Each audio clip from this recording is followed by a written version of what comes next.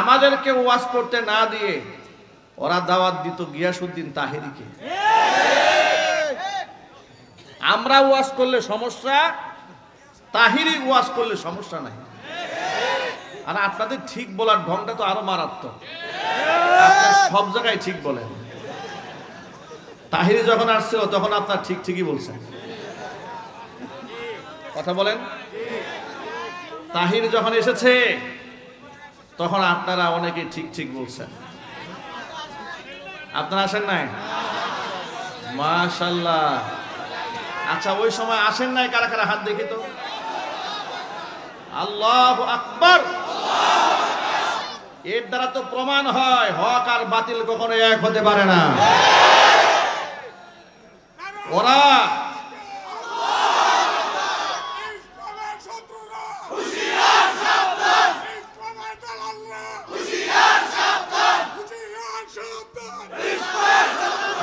ভাইরা, আমরা ওয়াজ করলে অসুবিধা, কিন্তু তাহিরিকে বসিয়ে রেখে বড় বড় রাঘব বোয়াল্লা ডান পাশে একজন, বাম পাশে একজন। কথা বুঝতে পেরেছেন? রাজবাড়ী জেলা ঈদগাহ ময়দানে খাতমে নবুওয়াত সম্মেলন করার জন্য উলামায়ে কেরাম সিদ্ধান্ত গ্রহণ করলেন। মহানগরের সব আলেমরা মিলে, প্রশাসন বলল রাজবাড়ির মাঠ পারমিশন দেওয়া হবে না। রাজবাড়ির মাঠে যাত্রাপালা অনুষ্ঠান হয়, কনসার্ট হয়, রাজনৈতিক প্রোগ্রাম হয়, মেলা হয়, গাছ মেলা, বাস মেলা, কত মেলা হয়, কোনো অসুবিধা নাই। হাত্তাকে তাহিরির মেলাও হয় নাই, কোনো বাধা নাই। আলেমরা খাতমে নবুওয়াত সম্মেলন করতে গিয়েছে, বাধা দিয়েছে। সর্বশেষ চান্দনা চৌরাস্তা প্রায় পাইলট উচ্চ বিদ্যালয় মাঠে আলেমরা প্রোগ্রাম করেছে। এমনকি যারা এগুলা করেছে তারা সুকৌশলে এরা শত্রু বানিয়ে নিয়েছিল হকপন্থী আলেমদেরকে, বন্ধু বানিয়েছিল বেদাতি এবং বিভ্রান্ত আলেমদেরকে। এর একটা কারণ আছে, এর কারণটা বলি আপনাদেরকে। তাদেরকে তারা কেন পছন্দ করত? রাসূল পাক সাল্লাল্লাহু আলাইহি ওয়াসাল্লামের সেই ভাষাটা মনে রাখবেন, আল কুফরু মিল্লাতুন ওয়াহিদা। পৃথিবীর সব কুফফাররা এক দলভুক্ত।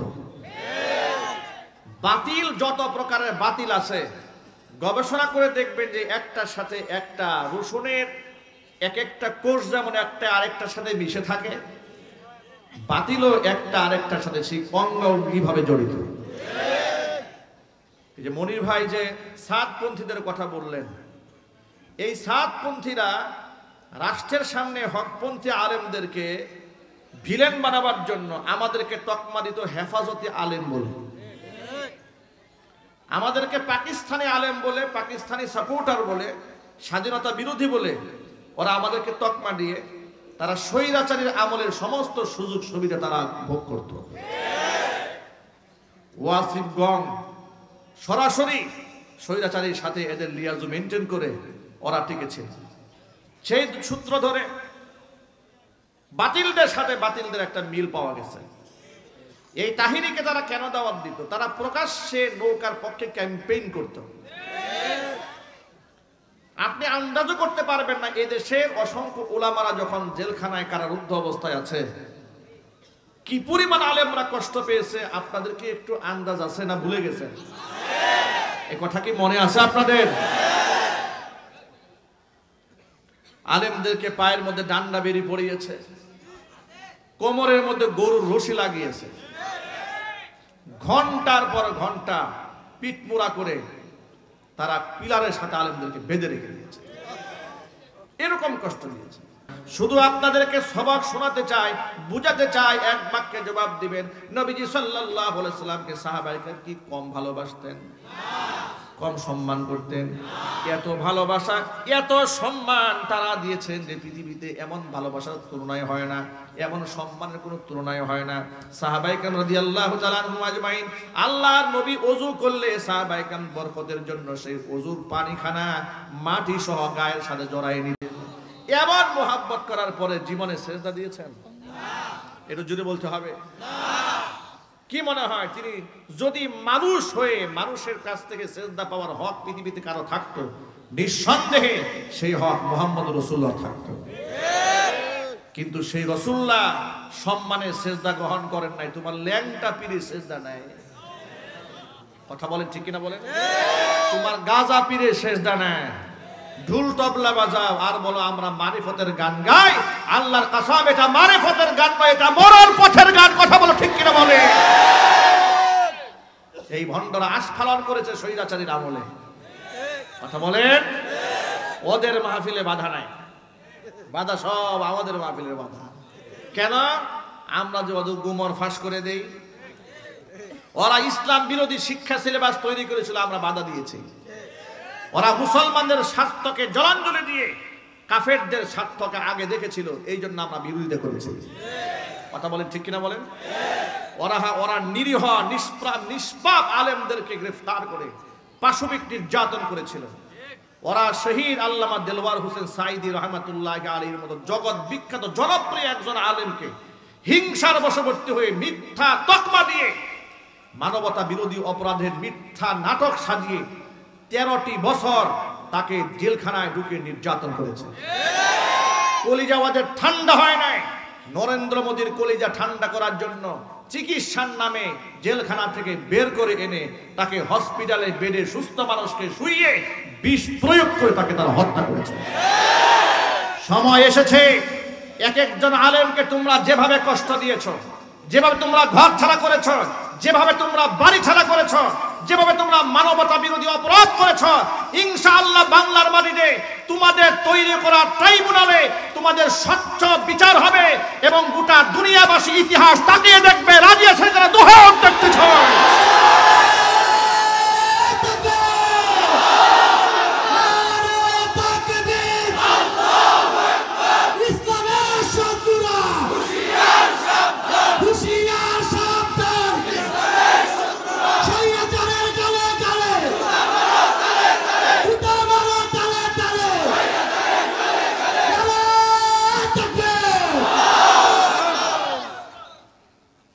আমাদের অপরাধটা কি ছিল দেখেন। বোটবাজার কেন্দ্রীয় জামি মসজিদে ওরা নামাজ পড়তে গেল। আমি জুমার বয়ানে বললাম যে ভাই, ভাস্কর্যের নামে মূর্তি ইসলাম সমর্থন করে না।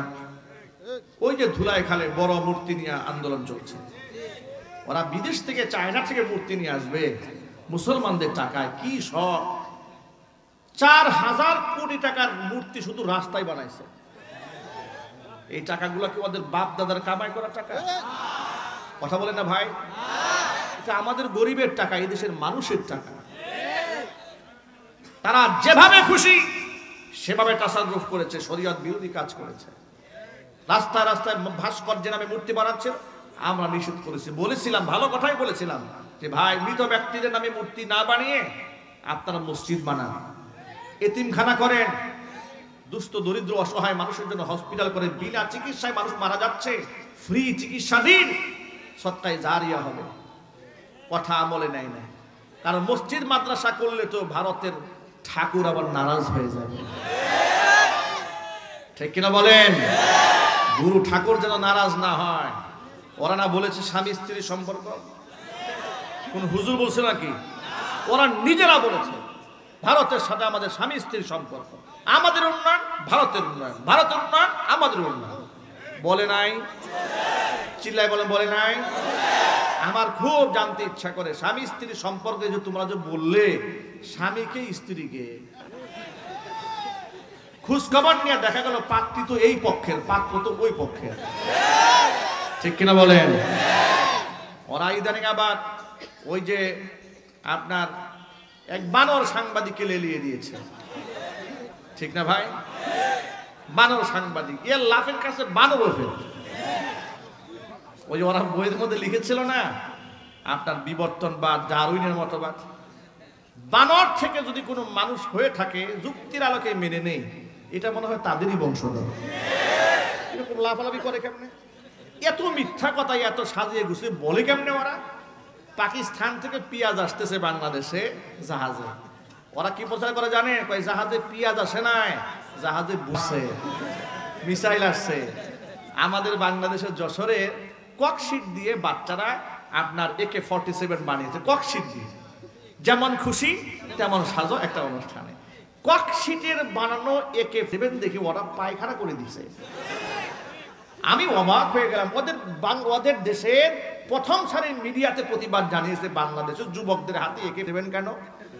আরে বাবা, যেমন খুশি তেমন সাজো। ওরা সেজেছে, ওরা সিরিয়ার মুজাহিদদের সুরত ধারণ করেছে, ওরা আফগান মুজাহিদদের সুরত ধারণ করেছে, ওরা ফিলিস্তিনের মুজাহিদদের সুরত ধারণ করেছে।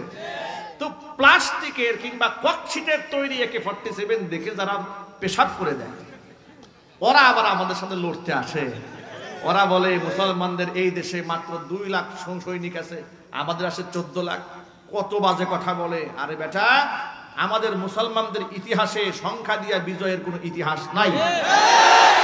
মুসলমান সংখ্যা দিয়া কোনোদিন বিজয় লাভ করে নাই। হুনাইনের যুদ্ধে শুধুমাত্র মুসলমানদের সংখ্যা একটু বেশি থাকার কারণে সাহাবায়ে কেরাম খুব মোটামুটি খুশি হয়ে গেছিলেন।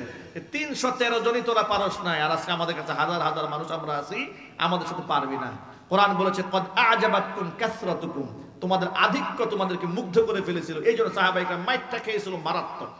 কারণ কোনদিন মুসলমান অস্ত্রের উপর তাওয়াক্কুল করবে না, মুসলমান সংখ্যার উপর তাওয়াক্কুল করবে না, মুসলমান 2 লাখ 1 লাখ সেনাবাহিনীর উপর তাওয়াক্কুল করবে না। মুসলমান কুফফারদের বিরুদ্ধে লড়তে হলে তাওয়াক্কুল হবে কার উপরে?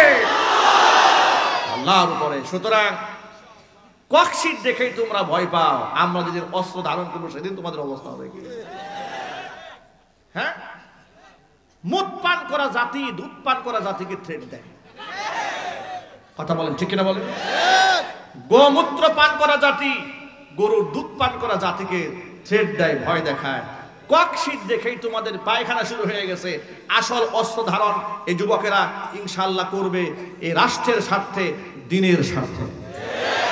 এদেশের স্বাধীনতা সার্বভৌমত্ব নিয়ে যদি কেউ ছিনিমিনি খেলে, আপনাদেরকে উদাত্ত আহ্বান জানাই, যারা এই রাষ্ট্রের দুশ্মন, দেশের দুশ্মন, স্বাধীনতা সার্বভৌমত্বের দুশ্মন, এই দুশ্মনদের সাথে লড়তে আপনারা কি প্রস্তুত আছেন?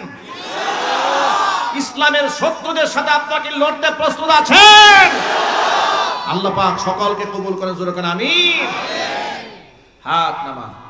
ভাইরা আমার, যে কথা বলতে চেয়েছিলাম, নবী করিম সাল্লাল্লাহু আলাইহি ওয়াসাল্লাম পৃথিবীতে সর্বাধিক সম্মানিত, তিনি সিজদা গ্রহণ করেননি, সাহাবায়ে কেরাম সিজদা দেননি। তাহলে কোথাকার কোন ন্যাংটা পীর, কোথাকার কোন পাগলা পীর আছে না নাই? সিজদা দেওয়া হালাল না হারাম? আরো জোরে বলেন। মাজারে জিয়ারতের নামে ভণ্ডামি এই দেশে আছে না নাই? উরসের নামে ভণ্ডামি আছে না নাই? আহারে কত জাতের জিকির। এই ভণ্ড তাহিরি এবং ওদের গংরা যদি না থাকতো, তাহলে জিকিরের নামে অনেক বিনোদন থেকে জাতি বিরত থাকতো। হ্যাঁ হ্যাঁ জিকির করে, কিছুই বোঝা যায় না।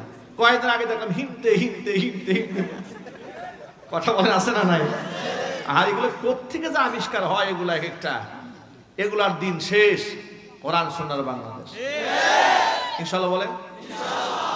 তাবলিগ জামাত নিয়ে, তাবলিগ জামাতের বিতর্ক নিয়ে হযরত উলামায়ে কেরাম আপনাদের সামনে গুরুত্বপূর্ণ অনেক কথা বলেছেন। আমি খুব লম্বা কথা বলবো না, ছোট্ট করে একটা কথা বলছি, আপনি যদি কষ্ট না হয়। বেশি কষ্ট হচ্ছে ভাই? সংক্ষেপে একটা কথা বলি। মাওলানা সাদ কান্দেলাবি হাদাহুল্লাহ, আল্লাহ তাআলা হেদায়েত দান করুন। আমরা এখনো তার কল্যাণকামী, এখনো তার হেদায়েত চাই। আমরা চাই তিনি আবার সংশোধনে চলে আসুন, ফিতনা দূর হয়ে যায়, আধার কেটে যায়, আলো উদ্ভাসিত হোক, এটা আমরা চাই। চাই না ভাই? আমরা চাই। আমার প্রশ্ন হচ্ছে, উলামায়ে কেরাম ইতোপূর্বে আপনাদের সামনে অনেক ওয়াজাহাত করেছেন, সাদ কান্দেলাবির প্রতি উলামারা এত নারাজ কেন? কে হকের উপর আছে, কে না হকের উপর আছে, নিশ্চয়ই সেই সিদ্ধান্ত তো উলামারাই দেবেন। কথা বলেন ভাই, উলামারা দেবেন। কেন? ইয়াহমিলু হাদাল ইলমা মিন কুল্লি খালফিন উদুল ইয়ানফুনা আনহু তাহরিফাল গালিন ওয়া ইনতিহালাল মুবতিলিন ওয়া তা'ওয়িলাল জাহিলিন। যদি কোরআন সুন্নাহর কেউ ভুল ব্যাখ্যা করে, প্রতিবাদ করবে হক্কানি উলামায়ে কেরাম। যদি কি মিথ্যা কথা বলে, সেটা প্রতিবাদ জানাবে হক্কানি উলামায়ে কেরাম। কথা বলতে হবে ঠিক কিনা? কারণ কোরআন সুন্নাহ এমন একটা আমানত, এটাকে রক্ষা করবে একদল নির্ভীক, মুতাদিল, ভারসাম্যপূর্ণ, ইনসাফগার উলামারা। চিল্লায় বলেন সুবহানাল্লাহ। উলামায়ে কেরাম যখন দেখলেন যে তিনি বক্তব্যের মধ্যে এমন কিছু কথাবার্তা বলেন যেগুলো আহলুস সুন্নাহ ওয়াল জামাতের আকীদা বিরোধী। কি কি আকীদা বিরোধী কথা বলেছেন, এটা অনেক লম্বা কথা, ইতোপূর্বে আপনাদেরকে আমরা অনেক বলেছি, আজকে এগুলো আমরা বলবো না। শুধু আপনারা সাধারণ মানুষ যুক্তি তর্কের খাতিরে ছোট্ট একটা মূলনীতি মনে রাখেন। আচ্ছা আপনারা বলেন, ওরা বলে আমরা হকের উপর আছি, ওলামাদের পক্ষের লোকেরা বলে আমরা হকের উপর আছি।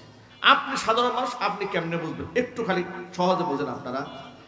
মাওলানা সাদ কান্দলভি যদি হকের উপর থেকেই থাকতেন, ধরে নিলাম আলেমরা তার ব্যাপারে যা বলেছে তাদের ভাষায় যে উলামায়ে কেরাম ভুল ব্যাখ্যা করেছেন, এক সেকেন্ডের জন্য মানলাম যে উলামায়ে কেরাম ভুল ব্যাখ্যা করেছেন।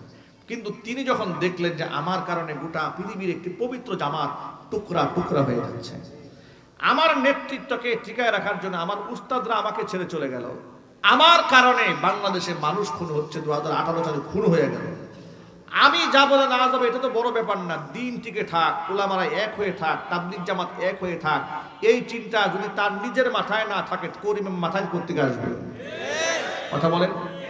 তিনি যদি হকের উপরে থাকতেন তিনি বলতেন যে ভাই আমি মাফ চাই, আমি দ্বন্দ্ব চাই না, বিদ্বন্দ্ব চাই না, আমার আমি রক্ত নিয়েই তো এত সমস্যা, আমি এই নেতৃত্ব চাই না যে নেতৃত্বের কারণে মানুষ খুন হয়।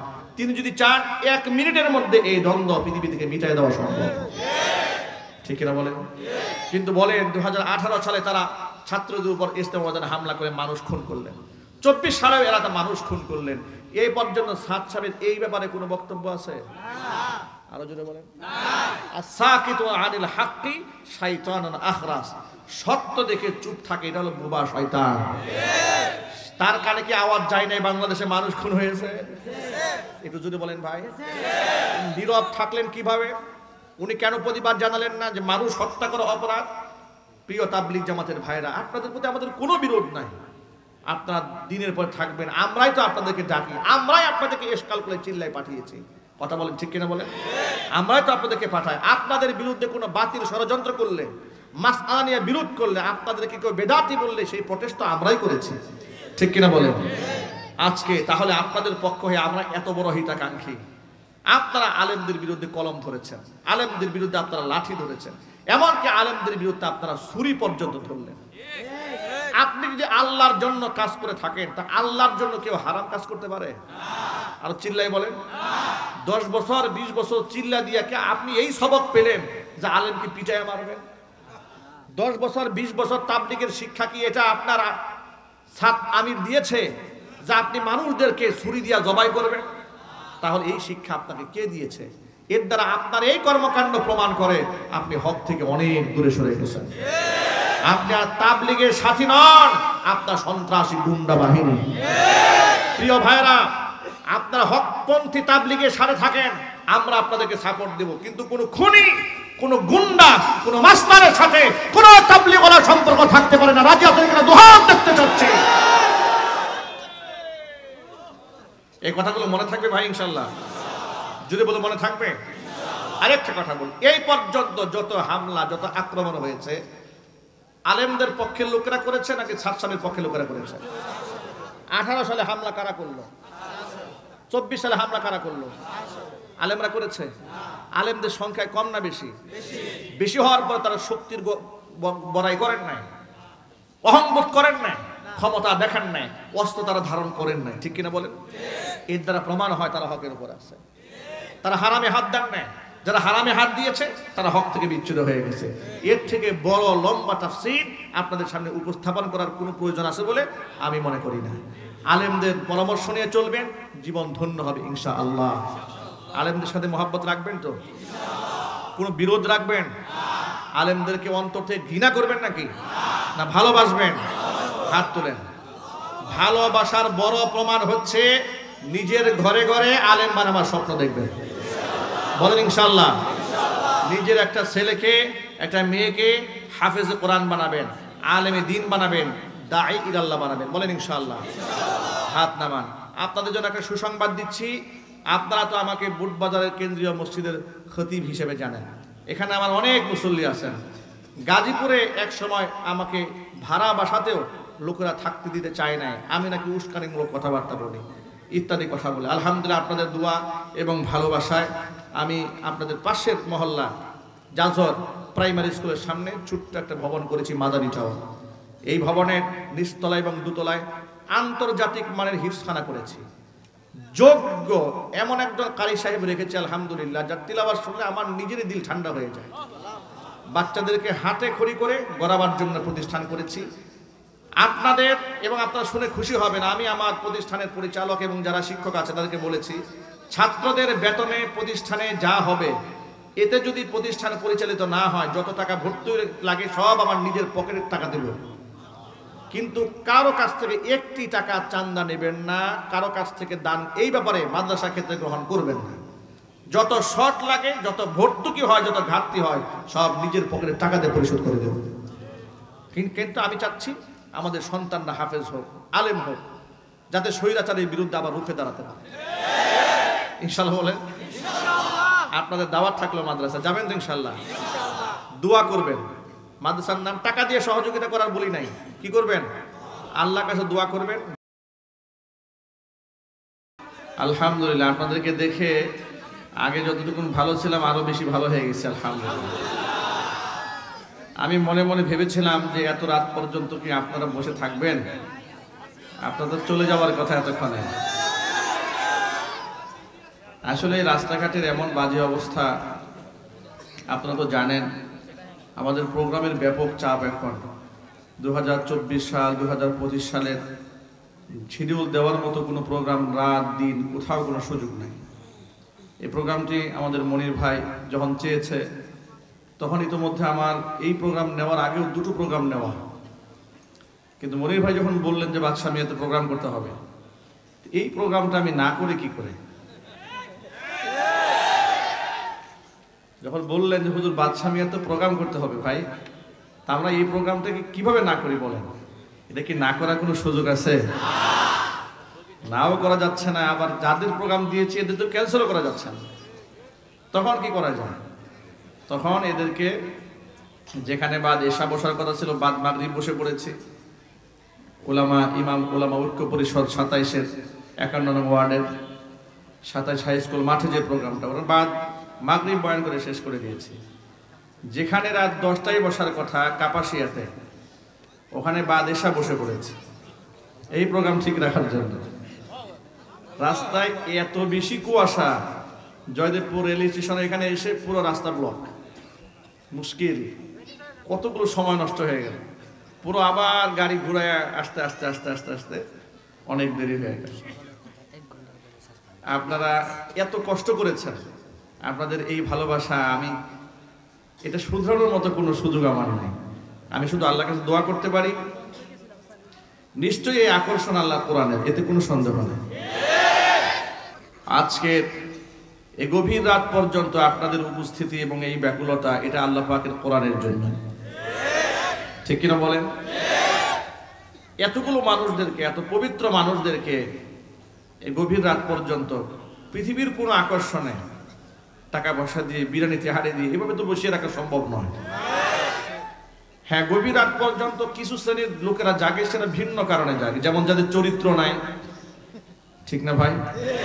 নাইট ক্লাবে যাবে, দেখবেন সারা রাত ডান্স করতেছে, অপবিত্র নাপাক মানুষ। কিন্তু কোরআনের মঞ্চে যারা বসেছে এগুলো পবিত্র মানুষ। এই এতগুলো পবিত্র মানুষকে একমাত্র কোরআনের ব্যাকুলতায় আটকায় রাখতে পারে, আর কোনো কিছু দিয়ে এই মাথাগুলো কেনা সম্ভব হবে না। আল্লাহ পাক কোরআনের জন্য প্রতিটা মানুষকে কবুল করেন, জোরে করেন আল্লাহুম্মা আমিন। অপারেটর ভাই সাউন্ড সিস্টেম তো খুব প্রবলেম করতেছে, কানেক্ট ছেড়ে দিচ্ছে, আওয়াজ নিচ্ছে না, কথা ডিস্টার্ব হচ্ছে। হালকা একটু রিভার্ব দিয়ে রাখেন, আর স্টেজ মনিটরের আওয়াজ দিয়ে রাখেন, যাতে করে আমরা আওয়াজটা পাই এখানে। আলহামদুলিল্লাহ আলহামদুলিল্লাহি নাহমাদুহু ওয়া নাস্তাঈনুহু ওয়া নাস্তাগফিরুহু ওয়া নু'মিনু বিহি ওয়া নাতাওয়াক্কালু আলাইহি ওয়া নাউযু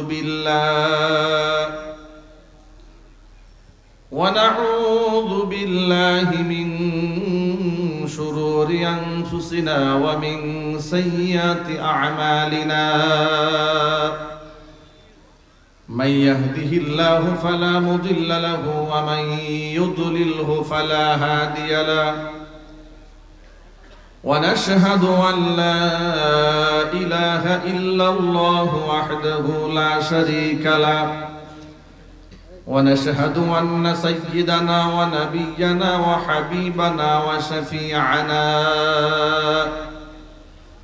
ومولانا محمدا عبده ورسوله الذي أرسله بالحق بشيرا ونذيرا وداعيا إلى الله بإذنه وسراجا منيرا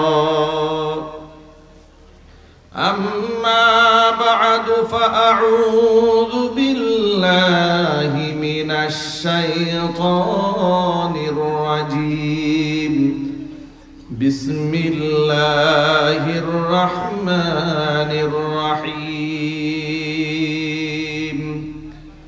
اليوم أكملت لكم دينكم وأتممت عليكم نعمتي ورضيت لكم الإسلام دينا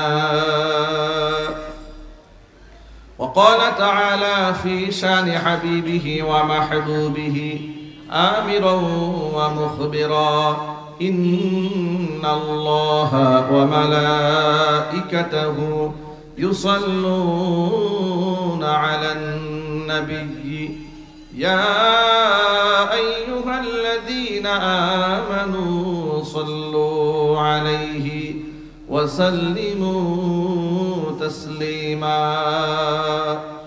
اللهم صل على محمد وعلى آل محمد كما صليت على إبراهيم وعلى آل إبراهيم إنك حميد مجيد اللهم بارك على محمد وعلى آل محمد كما باركت على إبراهيم وعلى آل إبراهيم إنك حميد مجيد محبتك ذكر كرون لا إله إلا الله لا إله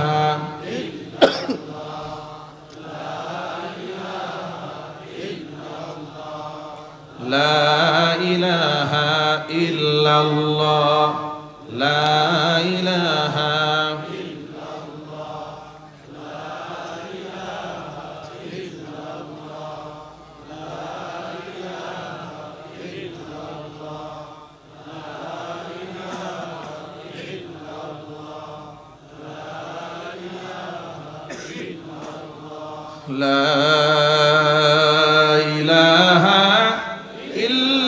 الله محمد رسول الله সাল্লাল্লাহু আলাইহি ওয়াসাল্লাম। ঐতিহ্যবাহী গাজীপুর জেলার অন্তর্গত খাইলপুর এলাকাবাসী ও শ্রমিকদের উদ্যোগে 3 দিনব্যাপী 16তম ঐতিহাসিক বার্ষিক তাফসীর কোরআন মাহফিলের আজকের এই সমাপনী দিবসের সমাপনী অধিবেশনের সম্মানিত সভাপতি সাহেব, আমন্ত্রিত হাজারাত উলামায়ে কেরাম, মুরব্বিয়ান ইজম, অত্র এলাকা এবং পার্শ্ববর্তী এলাকার বিভিন্ন প্রান্ত থেকে ছুটে আসা দিনদরদি, ইমানদার, পরহেজগার, মুত্তাকি মুসলিম ভাইয়েরা, পর্দার অন্তরালে অবস্থানরত আমাদের সকলের শ্রদ্ধাভাজন পর্দানিশীন মা এবং বোনেরা, মহান আল্লাহ রাব্বুল আলামিনের দরবারে আলিশানে লাখো কোটি শুকরিয়া আদায় করছে যে মহান মুনিব আমাদেরকে জগদ্দল পাথরের মতো চেপে বসা এক প্রচণ্ড দাপট এবং ক্ষমতাধর স্বৈরাচারীর জুলুম থেকে, নির্যাতন থেকে, শোষণ থেকে, জুলাই আগস্টের বিপ্লবের মাধ্যমে, গণ অভ্যুত্থানের মাধ্যমে আল্লাহ তাআলা আমাদেরকে নতুন স্বাধীনতা এনে দিয়ে তার জুলুম থেকে আমাদেরকে মুক্ত করে দিয়েছেন। আমরা এখন স্বাধীনভাবে কথা বলার পরিবেশ পেয়েছি। এখন মাহফিল করতে গিয়ে থানার ওসি সাহেব ফোন করে বলেন না মাহফিল করতে পারবেন না। এই দাম্ভিকতা দেখাবার মতো শক্তি, সাহস, হিম্মত এখন এদের আছে নাকি? চিৎকার দিয়ে বলুন আছে। এটা আগেও ছিল না, মাঝখান থেকে তৈরি করা হয়েছে। এই মঞ্চে আমাদের বক্তৃতা করতে বাধা দেওয়া হয়েছে। শুধুমাত্র খাইলপুরের বাদশামে এই মাঠে নয়, মহানগরীর অনেক মাহফিলে আমার মাহফিলগুলোকে পোস্টার করার পরেও নিষিদ্ধ করে দেওয়া হয়েছে। আমি জুমার মসজিদে খুতবা দেব, এটাও ওদের সহ্য হয় না। আমি এত বছর নামাজ পড়লাম, প্রশাসনিক লোকদেরকে বললাম যে ভাই অন্ততপক্ষে একটা বিদায় নেওয়ার তো সুযোগ আমাকে দেবেন। আমি তো চুরি ডাকাতি করি নাই, কোনো অকারেন্স করি নাই যে আমি এখান থেকে আমাকে সরিয়ে দেওয়া হচ্ছে। অন্ততপক্ষে মুসল্লিদের কাছ থেকে একটু বিদায় নিয়ে যায়। তারা বললেন না, আপনি বিদায় নিতে গেলে আপনার ভক্তরা মিছিল করবে, হট্টগোল বাঁধবে, আপনাকে চুপচাপ চলে যেতে হবে। আমাকে তাড়িয়ে দেওয়া হলো। আল্লাহ তাআলা ওদের ফয়সালা আল্লাহই করেছেন। আমরা সেদিন শুধু আল্লাহকে ডেকে বলেছিলাম, হে রব, ওয়ামাল্লাহু বিগাফিরিন আম্মা তা'মালুন। কর্মকাণ্ড সম্পর্কে তো আল্লাহ তো আর গাফিল নন, ঠিক কিনা বলেন? আল্লাহ সব দেখেন, সব জানেন। ওয়াসায়ালামুল লাযিনা যালামু আইয়া মুনকালাবি ইয়ানকালিবুন। জালেমরা কোন দিকে রওনা হয়েছে অচিরেই ওরা টের পাবে। আয়াতগুলো পড়তাম আর মনে মনে সান্ত্বনা রাখতাম, নিশ্চয়ই এর একটা শেষ আছে, ঠিক কিনা ভাই?